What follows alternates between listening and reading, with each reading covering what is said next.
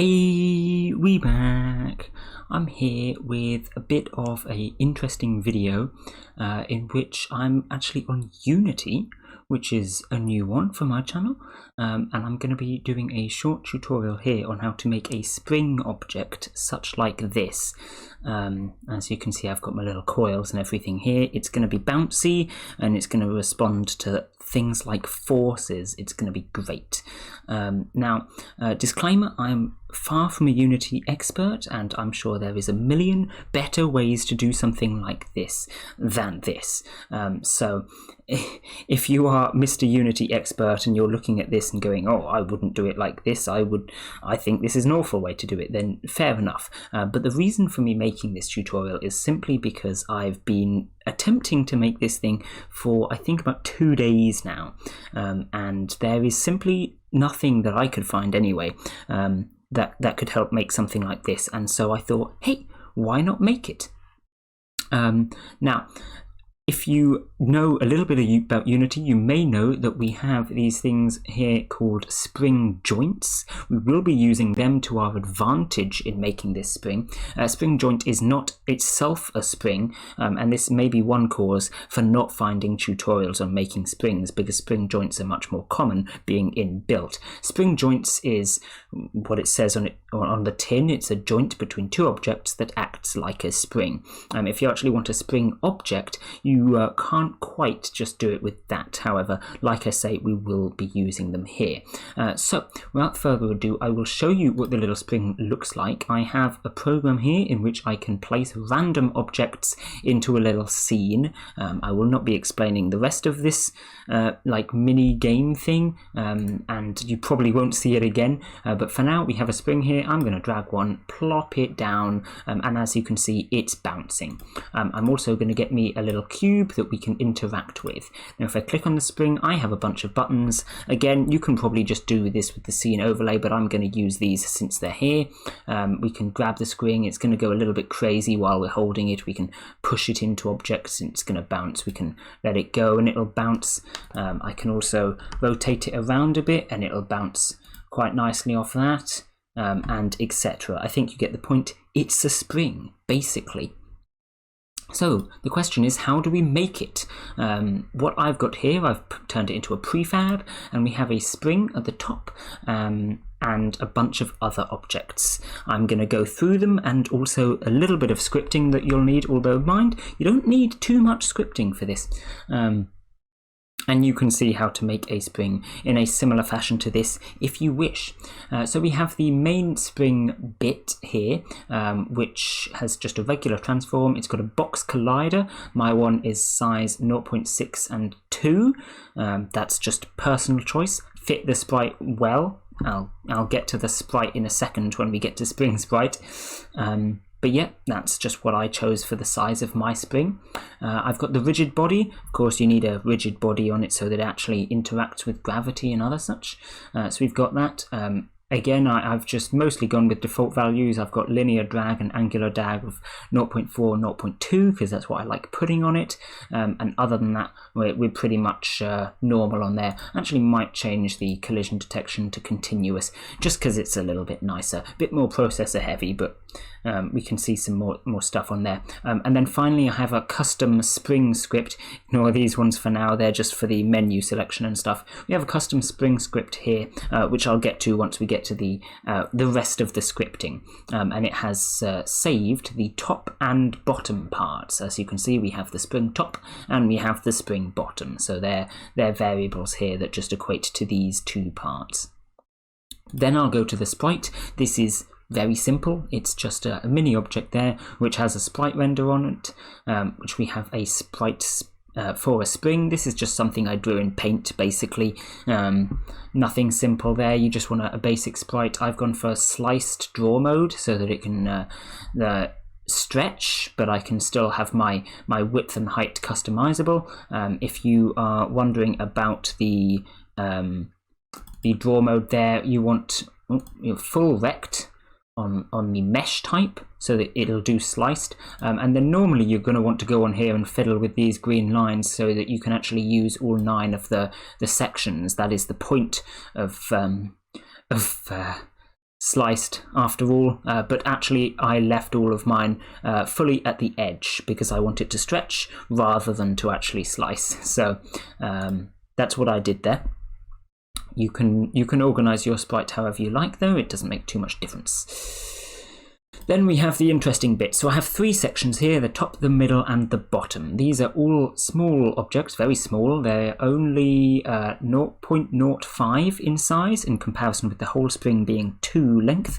Again, you can change the sizes around if you want. This is just what I went with that worked quite nicely. I have done the thing that everyone on the internet says not to do, which is to put rigid bodies inside rigid bodies. So this is why I apologize to the Unity experts that will probably tell me off, but it works for me. So that's what I'm doing here. Now each of these has a sprite renderer, which is currently turned off. I just used that as a little white box up there so I could tell where they were when I was programming it. You don't need this. In fact, I wouldn't advise having it. I'm probably not going to turn this sprite renderer back on. It's just nice to be able to see where they are. Then I've got a box collider. This is the same width as the rest of the spring, and then, very small height-wise. We have the rigid body, which has the same variables as the base spring, and we have a spring joint, which is connected to the middle. You'll notice that the bottom is exactly the same as the top and is also connected to the middle. Then distance is 0.975. This seems like maybe a pretty random value, but actually it's fairly self-explanatory. If you take the size of half of this actual bottom bit, of course the whole thing, as I said, is 0.05, so half of that is 0.025, and you take that away from the distance between this and the middle, which is 1, then you get 0.975 remaining, which I've set as the default distance of the spring. Then I have no damping ratio and 3 frequency. Again, that's something you can change if you wish.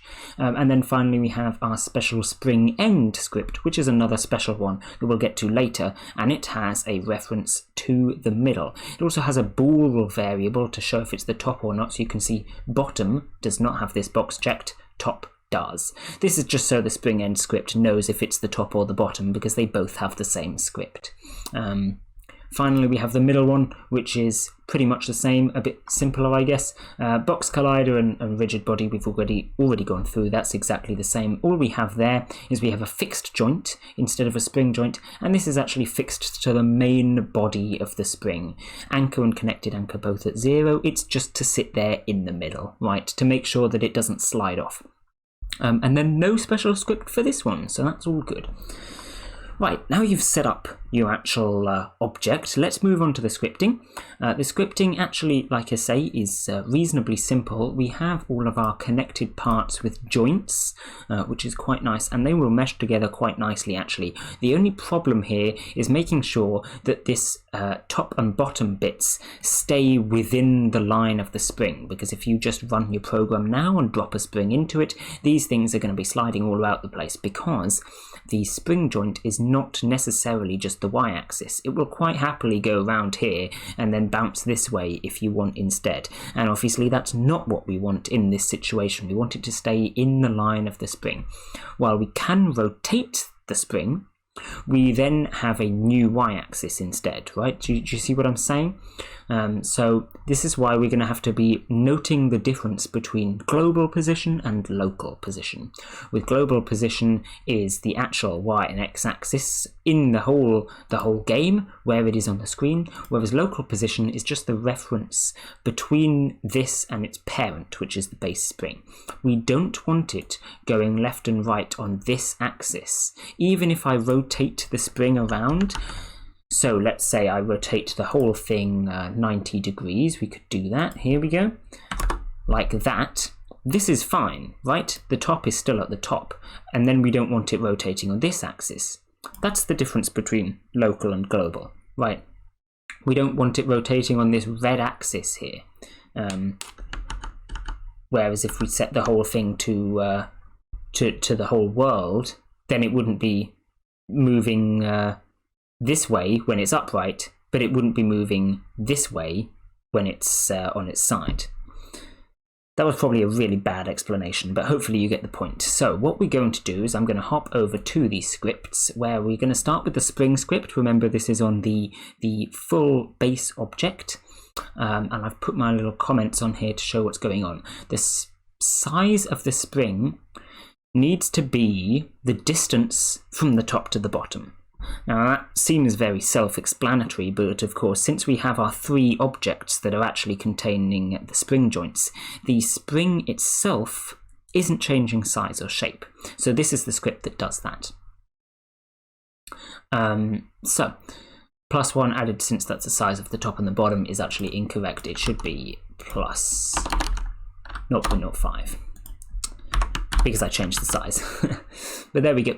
So we create a variable called size. We make that equal to the top transform position minus the bottom transform position. Remember, we have our top and bottom game object references. That just points towards our top and bottom objects. We take the magnitude of this and we add that all-important distance variable. That is the size of the top and the size of the bottom, that 0.05.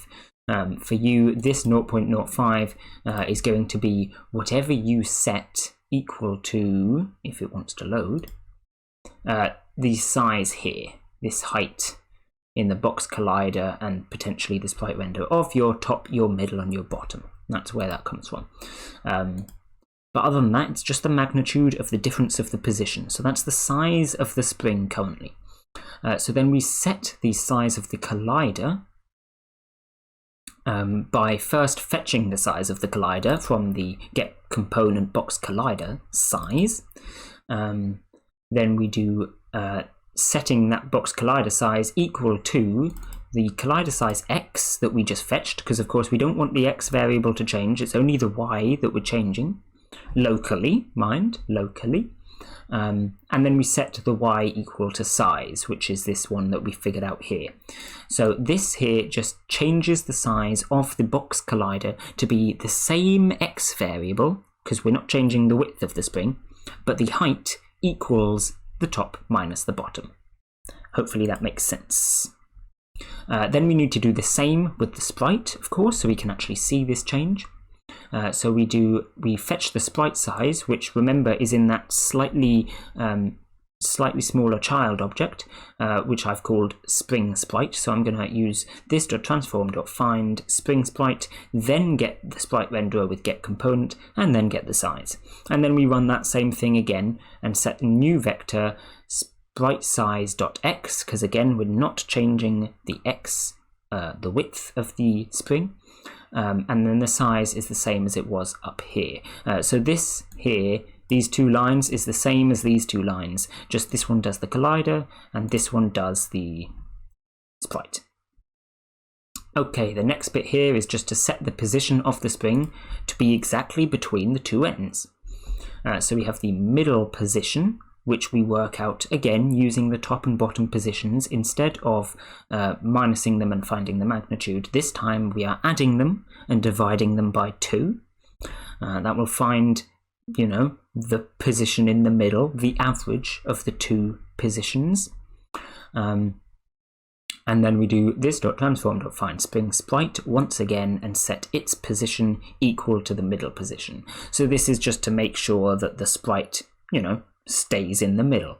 Otherwise it could not quite like it's a little difficult to explain actually, this one, so I'm going to show you. If I comment out that bit of code and then we go into the editor, or rather the viewing here, I'm going to get my rectangle back and then I'm going to get my spring, and you can see for the most part it looks fine. But if I do this, you see how it's off slightly? That is because the sprite is not set to the middle of the spring. The spring is actually a little bit higher up than this. Now if I click, it'll sort itself out and it's being a bit wobbly and going inside of here. But it eventually sorts itself out. But the issue is the top of the spring is not the same as the top of the sprite. The top of the sprite was inside the rectangle, right? It's a little hard to visualize, but that is indeed the point of that line there, just to make sure the sprite always stays in the middle. Also, of course, all of this code is within the update function to make sure it runs all the time. You could probably put it in fixed update or something fancy like that, but I doubt it'll make any difference. Now we have a very similar thing with the spring end, which is the script that we have in our two end things, the top and the bottom over here, right? So, as I mentioned, we have the reference to the middle of the spring, and we also have a bool on whether it's the top or not. So, again in the update function, we have keep the spring's end pointing in the direction of the middle of the spring. This is to make sure that that little this bar up here doesn't start spinning around, because we don't want it doing that. That wouldn't make any sense. We want it always to be this orientation. So we have this .transform.position take away middle position, which gets the direction pointing from the spring end to the middle, and we set up to be pointing in that direction. Next, we set the local x velocity mind, not total velocity, because the y velocity is going to be oscillating up and down, right? It's the x velocity going side to side that we don't want. So it sets the local x velocity to 0 so it doesn't slip away from the spring body, because otherwise this, again, could slowly rotate around and go around to the side. We don't want that. So I grab the local velocity from the rigid body component, and we're going to send that through this .transform.inverse transform direction, which is going to transform it from a global velocity to a local velocity. We talked about the difference between those two earlier. Of course, get component rigid body 2d.velocity is going to give us a global velocity. And if we start changing the global velocity, then rotating the spring isn't going to work. It'll break. It'll only work when it's an upright spring. And of course, we want it to be able to rotate. So change it to a local one. Then I set the x value equals to 0, so it can't move side to side. Or of course, if the spring is already rotated, it can't move up and down. It just can't move on the x-axis local to the spring, you know. Then we set the rigid body velocity equal to the local velocity that we just found with the altered x variable, and then we have to put it through transform direction, which transforms it from a local velocity back to a global one, because again the rigid body works off global velocities, so we have to put it back after we've changed it. Then I also set the angular velocity to 0 so it doesn't rotate around, and then finally, because although this for the most part sorts it out, it tends to slip very slowly otherwise anyway. I'm also going to change the position to keep setting the x position to 0 as well. So we've covered all bases here, which are setting the velocity, the angular velocity, and the local position, all to 0. Make sure it can't slip. All good. So for this, we grab the transform local position here, save that in a vector2 called pos, or whatever you want to call it. And then I'll get to the if statement in a second. We're then going to do setting the local position equal to 0 on the x-axis and whatever y position it was beforehand anyway. Now, one problem that you may have is if you start cramming your spring into a corner or something, it's going to freak out a little bit, as Unity objects do tend to do. And the one thing that we haven't sorted out yet is the fact that while the spring joint working round here has been sorted by not letting it off this x-axis, there is, of course, another position that this could be in that would work, which is at the bottom, where the other one is. And the spring joint would be perfectly happy with it down there, obviously, because the bottom's down there anyway. And of all of our code so far would be happy with it down there as well, because it's still on this one x-axis. We can't have that now, can we? So this is where our little Boolean variable comes in. So if it's the top, and its y position is less than 0 locally, as in it's below the middle, but it's the top part, Or if it's not the top part and it's not below 0, e.g. it's the bottom and it's at the top, that means basically it's on the wrong half. In which case we run this same command, but we just put a minus in front of the pos y. Because if it's on the wrong half, we just flip it back again, and it's fine. This may look a bit weird, but of course if you're cramming it into an object, it's going to look a bit weird anyway. This is the cause also of, if I cram this into the floor, it's freaking out a little bit, you see. It's acting a bit weird, you know, and then it's very bouncy when you pull it out of the floor. But personally, I think if you're cramming objects into the floor, they're going to freak out anyway, so it doesn't matter too much. And as long as it sorts itself out when you put it in a sensible place, it works fine. We can also have springs interacting with each other, and that works reasonably well. We can put objects on top of the springs if we want, and that also works reasonably well. And then if you want to go and fiddle with the actual values of these springs in the spring joints, you can go and do that. We've got the distance, the damping ratio, and the frequency. Remember, you are going to have to change the one in spring top and also in spring bottom, because they both share the same. But as long as you do that, you're all good, and you end up with your nice little spring, which you can mess around with if you like. All in all, I think that's about it for this tutorial. It was a bit longer than I expected it to be, but hopefully I gave a reasonable explanation of the code and also the actual components itself, and you should be able to recreate it. If you do have any problems, feel free to let me know in the comments. Undoubtedly there will be some, because like I said at the start, I'm certainly no expert, and this code is probably a bit jank, but it worked for me and I'm happy with it. So hopefully it'll work for you as well, if you are hankering after some of them Unity springs. Hopefully it does well enough in the search results that it comes above some of those spring joint tutorials, because I sure wish that this had been around on YouTube when I was making the spring, that's for sure. Anyway, I'll leave this one here. Bye!